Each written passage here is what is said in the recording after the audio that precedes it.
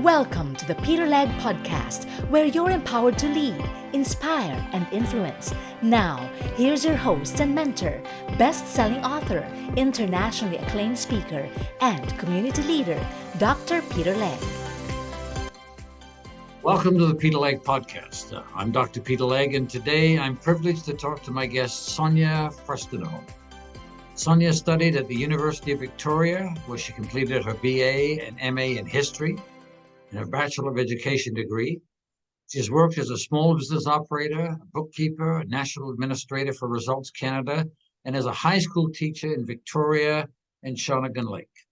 I'm so delighted that she's here. Welcome, Sonia. And it's the first time we've met anywhere, so I'm thrilled that you're here. Delighted to be here. Thanks so much for the invitation. How on earth did you decide, and what caused you to decide to run and be elected? So it was never a plan of mine to be in politics. As you pointed out, I was a high school teacher. We moved to Shawnigan Lake in 2011 with my family, our small kids, and I was just going to teach up there for 1 year at an international school, and then we were going to go back to Victoria. That was the plan. But as we know, plans have a way of changing, and we, on the one hand, really fell in love with the community of Shawnigan Lake and with Cowichan Valley. It's an amazing, beautiful community. It's got a lot of vibrancy. And then we started to see signs around the community about, they'd said no toxic soil in our watershed. And we learned that the provincial government was in the process of deciding whether or not they would give a permit for a local quarry company to put 5 million tons of contaminated soil uphill from the drinking water in Shawnigan Lake. And very long story short, the permit was given to the company, and I went from being a high school teacher to a community organizer, and eventually locally elected for the Cowichan Valley Regional District in 2014, and then ran to be MLA in 2017 because, one, I wanted to solve what was happening in Shawnigan, and we did. Only time a permit has successfully been revoked by a province after 4 years of our community really standing up for a future that we wanted, which was a clean water future. But secondly, what I learned over those 4 years was that how decisions are being made in this province is leading to these kinds of circumstances where communities are fighting back and not happy with the outcomes. And one of the things that was really contributing to that was something called professional reliance, where industry hired its own professionals instead of having scientists and experts located inside government. And I wanted to be part of reforming that, and indeed was, as the Confidence and Supply Agreement in 2017 included reform of professional reliance, and we have the Professional Governance Act in BC, which was introduced in 2018. So for me, my journey into politics was purpose-driven, community-driven, but also with a very clear goal of solving a structural problem. And the reason I'm still here is I still have that purpose. I'm still driven by wanting to make communities healthier and better places for people. And I think that we have to recognize that how we do politics and how governance happens is critically important in connecting that to the outcomes that we're getting. And I think we need to do so much better. And that's what drove me to run to be leader of a provincial party and keeps me going every single day. So what one thing makes you, other than being attractive lady, other than being the only person with the Green Party and being outspoken and well-spoken, I might add, what drives you to do this, other than what you've just said? Yeah, just one thing. There's two of us. There's me and Adam Olson. He's the MLA for Saanich North and the Island. So I have a team here, which is very fortunate. What's the one thing it's actually two, and it's something I talk about all the time. It's purpose and it's joy. So purpose is knowing, what I'm trying to achieve, whether it's increasing the person with disability rates, or getting action on biodiversity protection, or recognizing that we have to change our energy systems to address climate crisis. Purpose is so critical, but that purpose has to be combined with joy. It should be joyful to be wanting to shape the future. That vision for a better future should be inspiring and hopeful, and create a sense of like what is possible when we act collectively and when we come together. And so for the last 2 years in our little office here in the BC legislature, and our team of 7 staff and 2 MLAs, I always say if we get purpose and joy, we're doing great. But if we have at least one of those every single day, then we are moving in the right direction.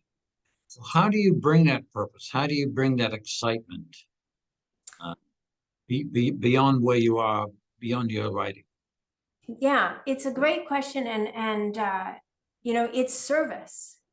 So the purpose really comes from the input that we get from our constituency offices, from the public reaching out to us, from people coming to us with solutions or with issues that they have. So that purpose really is brought forward by people. That's how a democracy really should work, is that you are a representative. And so all the time we are talking about how do we best serve? How do we represent what people are bringing to us and represent people most effectively? So that's where the purpose comes from.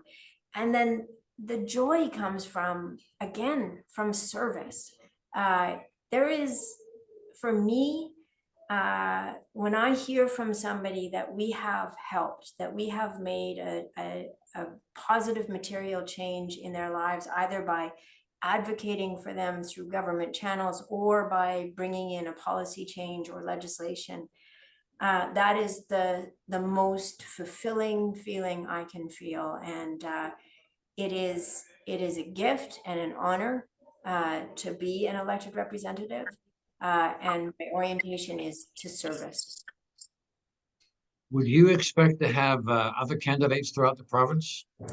Oh yeah. Yes. Yeah, we're going to have we're going to aim absolutely to have a full slate of candidates in BC. We already have so Adam Olson and I have confirmed we're running again. Dr. Lisa Gunderson in Oak Bay Gordon Head. We have Nicole Charlwood already running in Nelson Creston, and we have a handful of announcements coming up about candidates in other ridings. We have opened nominations across the province, and we are telling people, if you are a change maker, if you are committed to your community, if you want to work as part of a caucus that will support you to work for your community, we are the caucus that will be there for you. And I think we can make incredible change happen when we elect people who are really focused on service. You probably know this number, but you probably know better than I do. How many ridings are there in British Columbia that you expect to run a candidate? There are 87 ridings in BC, although there is an Electoral Boundaries Commission final report that will be coming out any day now, and I expect we will have an increase by a couple of ridings in this province, given that we've had a population increase. But right now there are 87, and 57 of those ridings are currently represented by NDP, 28 by the BC Liberals, and 2 by the very small but mighty BC Green Caucus. Is your plan to have a candidate running for elected in every district? That's the plan, yeah. Do you have any guess as to when this might be? And I know it has to be by a certain date, but the legislated election date is in October of 2024. So we actually have legislation in BC that has fixed election dates. The Premier Eby, has indicated that he does not intend to throw an early election. So I hope that he sticks to his word, because we need politicians who are willing to be honest and truthful and stick to their word. But we learned in 2020 that The government and the premier said they weren't going to an election, and then they did have a snap election. So we are getting prepared. But the most important thing for us is to really connect with people who are already champions in their communities, who are already the change makers, and to ask them to come forward and come serve in the BC legislature. Where do you get your infectious enthusiasm from? Same places. It is that that sense of service that really does give me a kind of boundless energy. I feel so fortunate that I get to get up every day and work on things that really matter, on health, on education, on transportation, on solving problems. We are really oriented to recognizing we can solve these problems that we face in BC and in Canada and around the world. They are solvable. Humans are extraordinary. I'm a historian, and I've studied what has been done by humans and by civilizations in the past. And I believe fully that we have everything it takes to solve these problems that we face. And I want to be part of that solution. How do you get your voice heard throughout the entire province? What kind of strategy do you employ for that? Yeah, it's there's no single way. And I think that for being a very small caucus, 2 people, 7 staff here, and having a pretty small party team, we are definitely punching above our weight when it comes to getting our voice out. But it's everything from social media to traditional media, to podcasts like this, to writing, to connecting with people face to face, to holding events in our ridings and around the province. It's everything. And I think the real challenge is being so small is getting our voices out and getting them heard by more people. But what I find is that when people have a chance to connect with us, especially directly with Adam or me, and to find out who we really are, we often find that those people become really strong supporters and stay with us. So I look back to my campaign in 2017. I mean, winning an election as a Green is no small feat. It's really tough, right? You have to work incredibly hard. But I held over 30 kitchen table talks. So just gathering in people's houses with maybe 10, 15 people and spending several hours, maybe 2 or 3 hours, answering any question that they asked me. And I go back to those kitchen table talks. Those people are still volunteering, still supporting, and still helping us in Cowichan. And I think that it is that personal connection that can make a real difference. How did you get this infectious personality?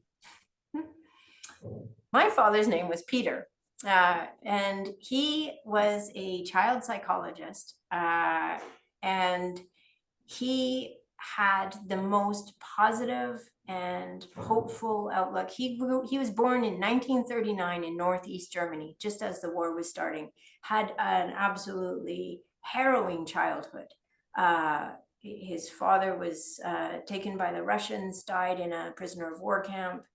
His older brothers were conscripted into the army. He and his mother and his sister and brother had to escape from East Germany when he was a child. He came to Canada alone when he was 15 years old, made the journey by himself, finished high school in Sydney, BC, went to university, became a professor of psychology, and ingrained in me a true appreciation for democracy, for the incredible good fortune we have to be Canadian, but also ingrained in me a real commitment to you give back to your community, you give back to your society, you participate in making the world a better place.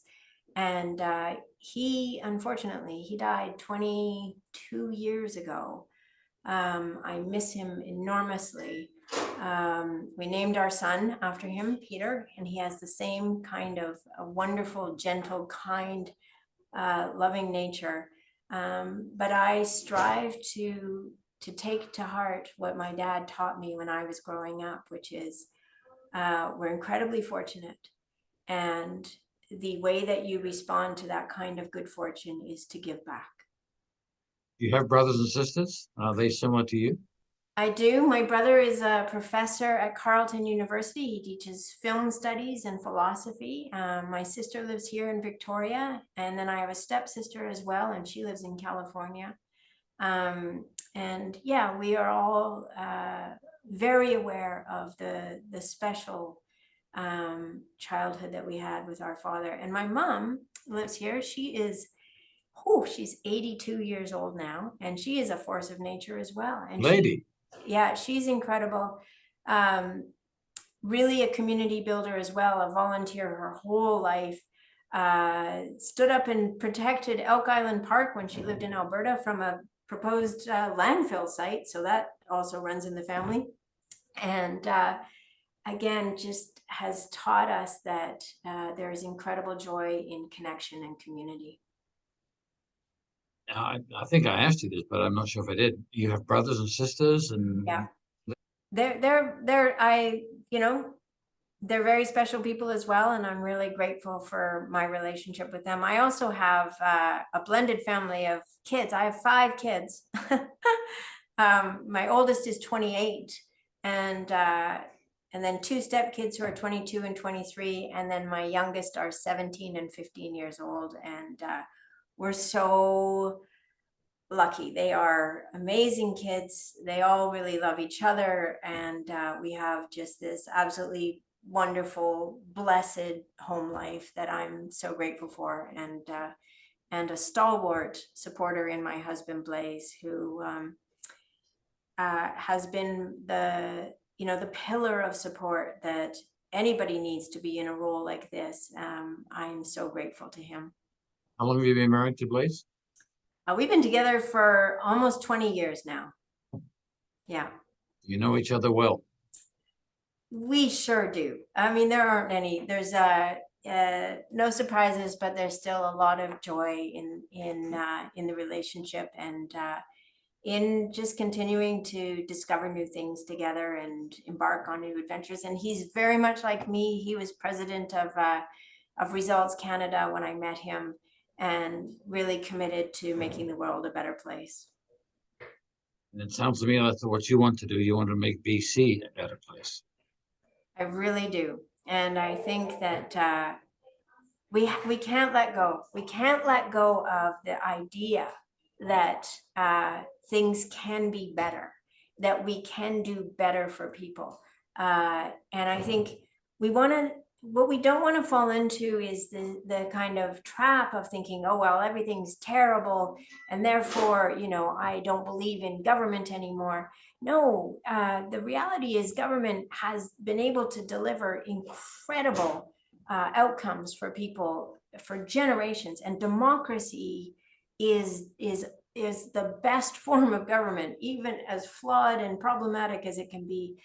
But I think we have to recapture that belief that government can effectively serve people and people's needs, and that we can have outcomes that are about improving well-being. Well, the time has gone by. It's almost noon here. What one thing would you like to say to this audience would be around the entire province to capture their imagination and to capture your enthusiasm and commitment? Yeah, thanks, Peter. You know what I would say is get to know the BC Greens. I know that people think, oh, the Greens are just about one thing. And yes, we absolutely believe we need a healthy environment and a livable climate. But we also know that we have to have a society where people's needs are met, where our communities are connected and thriving, and the conditions are there for businesses to succeed and for people to succeed. And also, so importantly, that we have to have a province where we trust our government, where we trust our institutions. And so my one message is, get to know us. We have a lot of ideas and solutions, and we are absolutely here to serve all British Columbians. Well, Sonia, thank you very much for your half an hour. Thank you for your enthusiasm. It's infectious, and I wish you well, and congratulations to you and your party. And I look forward to seeing you on the election trail. Not that I'm running, but you never know.